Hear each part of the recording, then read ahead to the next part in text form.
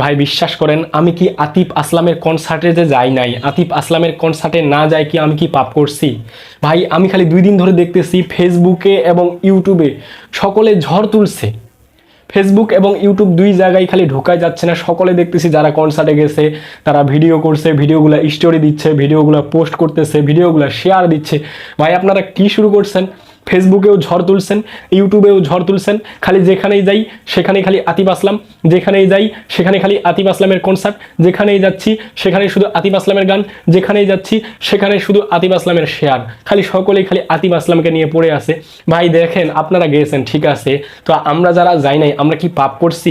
বরং আমরা পাপ করি নাই, আপনারা যারা গেছেন তারাই তো পাপ করছেন। আমাদের ইসলাম ধর্মে, আমরা যারা মুসলমান, আমাদের ইসলাম ধর্মে হচ্ছে গান বাজনা হারাম। আপনি গেছেন একটা পাপ কাজে যায় এটা আবার মানুষকে জানান দিচ্ছেন, আপনি গর্বের সহিত শেয়ার দিচ্ছেন, গর্বের সহিত স্টোরি দিচ্ছেন, গর্বের সহিত পোস্ট করতেছেন। আমার মাথায় কিছু আসে না, আমার মাথায় কিছু ঢুকতেছে না যে আপনারা যারা এইভাবে পোস্ট করতেছেন, আপনারা যারা এইভাবে শেয়ার করতেছেন। আমি আপনাদের উদ্দেশ্যে বলতে চাই, দেখেন আমরা যারা ইসলাম ধর্মের মানুষ, আমরা যারা মুসলমান, আমাদের ইসলাম ধর্মে গান বাজনা হারাম। নবী করিম সাল্লাল্লাহু আলাইহি সাল্লাম যেখানে গান বাজনা দেখতেন ওখানে কানটাতে এইভাবে হাত দিতেন, দিয়ে তাড়াতাড়ি করে ওখান থেকে চলে আসতেন, দৌড়ায় চলে আসতেন, যত তাড়াতাড়ি পারতেন ওখান থেকে চলে আসতেন। কারণ আমাদের ইসলাম ধর্মে গান বাজনা এগুলো জায়েজ নাই, গান বাজনা হারাম। তো আপনি তো গেছেনই এক পাপ কাজে, কনসার্টে গেছেন, গান বাজনা শুনতে গেছেন, গান নাচ শুনতে গেছেন, তো একটা গেছেন পাপ কাজে, ওইটা আবার গর্বের সহিত ফেসবুকে পোস্ট করতেছেন। এই ফেসবুক দিয়ে আপনি কি জান্নাত আশা করতে পারেন? বরং আপনি যদি গান শুনতে যান, ঠিক আছে আপনি কনসার্টে গেছেন, এটা আপনি যদি কাউকে না জানান, নিজের ইচ্ছায় গোপনে যদি যান, তাহলে আল্লাহ তাআলা মাফ করলে করতেও পারেন, কারণ আল্লাহ তাআলা গোপন গুনাহ মাফ করে দেয়। কিন্তু আপনি যখন একটা বিষয় জাহির করে দিবেন যে আপনি যে গান শুনতে গেছেন এটা এখন জাহির করে দিলেন, বা ফেসবুকে পোস্ট করলেন, বা স্টোরি দিলেন, বা শেয়ার দিলেন, তো এইটা দেখে যত মানুষজন দেখবে, এটা হচ্ছে একটা চক্রবৃদ্ধি মুনাফার মতো।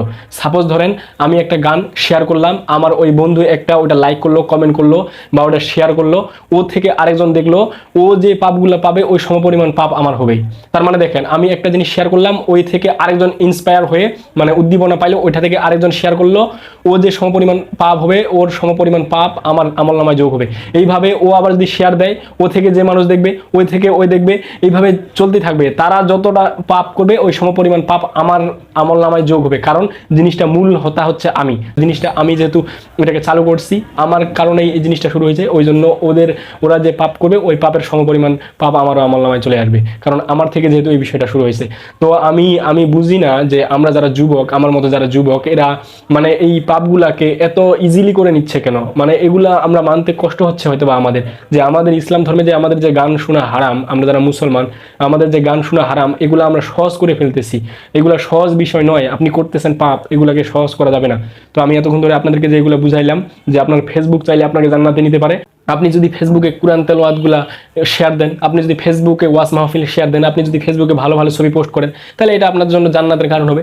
আর আপনি যদি ফেসবুকে এখন ওই যে কনসার্টে গেছেন, গান বাজনা শুনতেছেন, এই গান বাজনাগুলো আবার শেয়ার দিচ্ছেন, এগুলো তো আপনার প্রমাণ থেকে যাচ্ছে। আমি একটু আগে বলছিলাম যে আপনি যেটা গোপনে পাপ করবেন, আপনি গোপনে গান বাজনা শুনলে ওইটা আল্লাহ তাআলা মাফ করলে করতে পারে, কিন্তু আপনি যেটা জাহির করে দিচ্ছেন, আপনি ফেসবুকে শেয়ার দিচ্ছেন, তার মানে কি আপনার ফেসবুকে যেগুলো ফ্রেন্ড আছে এগুলো প্রমাণ থাকতেছে। কিয়ামতের দিন যখন আল্লাহ তাআলা আপনাকে আমাকে মিজানের পাল্লায় দাঁড় করাবে, যখন আমাদের বিচার শুরু করবে, আল্লাহ তাআলা হয়তো বা বলবে যে বান্দা তুমি তো গান শুনছিলা, তুমি তো কনসার্টে গেছিলা, তুমি তো পাপ কাজ করছিলা। হয়তোবা ওই দিন আমরা অনেকে অস্বীকার করব, সেই দিন আল্লাহ তাআলা এই যে আপনার আমার ফেসবুকের ফ্রেন্ডগুলাকে এগুলাকে সামনে দাঁড় করাবে বলবে বান্দা বলো তো এ কি ঠিকই কনসার্টে গেছিল কিনা। তখন এই আল্লাহর বান্দাগুলা বলবে জি আল্লাহ এ তো গেছিল।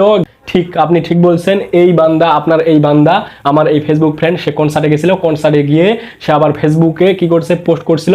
এই ফেসবুকে আমরা পোস্টগুলো দেখছিলাম, ফেসবুকে তার স্টোরিগুলো দেখছিলাম, বা ফেসবুকে তার শেয়ারগুলো দেখছিলাম। তার মানে কি আপনি এটা প্রমাণ রাখে দিচ্ছেন যে আপনি যে পাপ করতেছেন, এই পাপটাকে আল্লাহ আদৌ মাফ করে কিনা আমার সন্দেহ। তারপরও যারা এই কাজগুলো করতেছেন, আমি বলবো যে আপনারা একদম তৌবা করেন, যে আজকে থেকে আর গান বাজনা শুনবেন না, আজকে থেকে কনসার্টে যাবেন না, তাহলে আল্লাহ তাআলা মাফ করলে করতে পারে। তো সকলে ভালো থাকেন, সুস্থ থাকেন, বিদায় নিচ্ছি। আসসালামু আলাইকুম ওয়া রাহমাতুল্লাহি ওয়া বারাকাতুহু।